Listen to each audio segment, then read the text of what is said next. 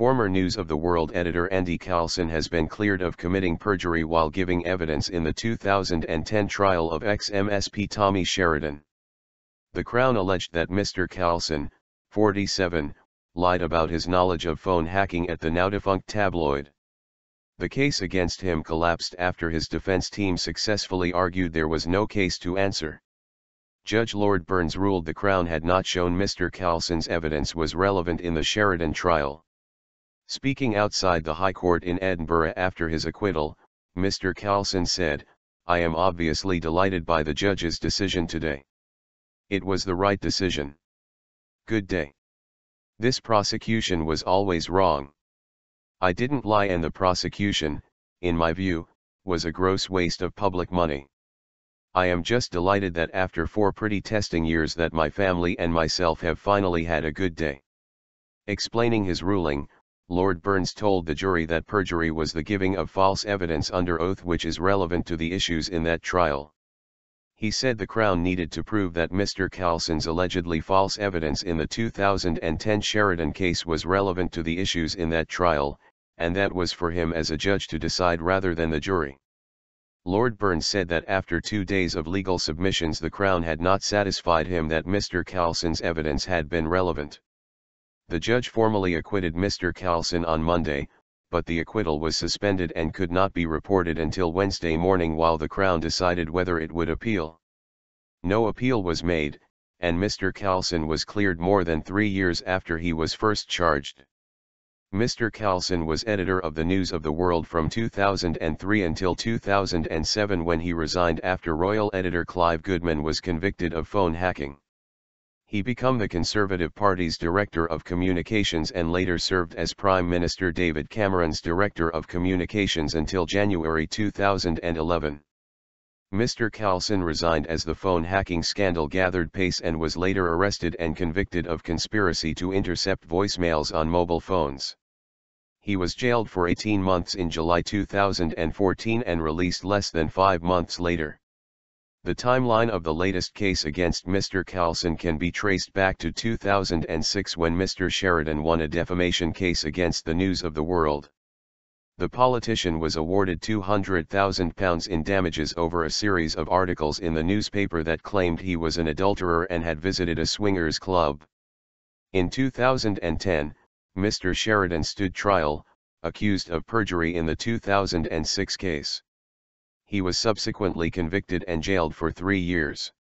While conducting his own defense during the trial, Mr Sheridan called Mr Coulson as a witness.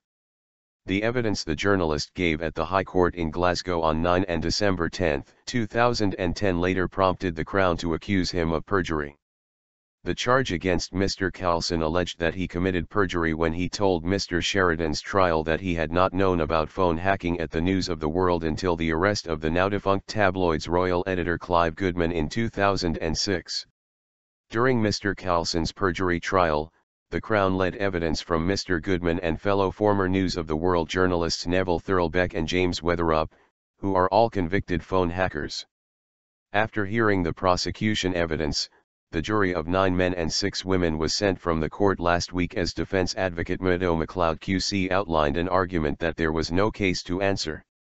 Mr MacLeod noted that both Mr Sheridan and the advocate depute both said in their closing statements at the 2010 trial that the phone hacking testimony had little relevance to Mr Sheridan's defense.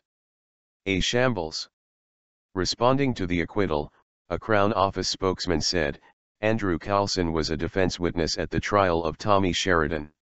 He gave his evidence without objection as to relevancy.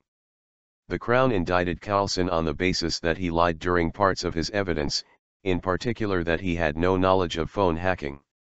The trial judge in the Coulson trial, at the conclusion of the prosecution evidence, ruled that this evidence was irrelevant and therefore could not found the basis for a prosecution for perjury. This brings proceedings to an end. Reacting to Mr Coulson's acquittal, Mr Sheridan accused the Crown Office of corruption, presiding over a shambles and called for someone's head to roll. He said a detailed judgment and ruling by Lord Bracadale, who presided over his perjury trial in 2010, which clearly explains the relevancy and the competency of Andrew Coulson's evidence, had not been given to Lord Burns. I think the Crown Office has corruptly tried to hide the basis of the prosecution of myself and my wife, he said. They used evidence supplied to them by the News of the World, a corrupt and illegal unit that has now been closed. They used them to try and set me up, and they are trying to cover that up. Mr. Sheridan said the Crown had 4 years to prepare its case against Mr. Coulson. Did they just realize last week that they had to prove relevancy as well? He asked. They've spent over £1 million of public money, thousands of police hours on a case that apparently they didn't know what they were doing. That is a shambles, and somebody's head has to roll. Prosecutors in Scotland confirmed on Tuesday evening they had dropped charges against 2 other former executives of the News of the World. Bob Bird, who had been editor of the newspaper's Scottish edition, had been charged with perverting the course of justice, and his former news editor Douglas White with phone hacking and perjury. The Crown Office said on Tuesday that, after an extremely thorough investigation of these allegations, no criminal proceedings would be taken against either Mr. Bird or Mr. White.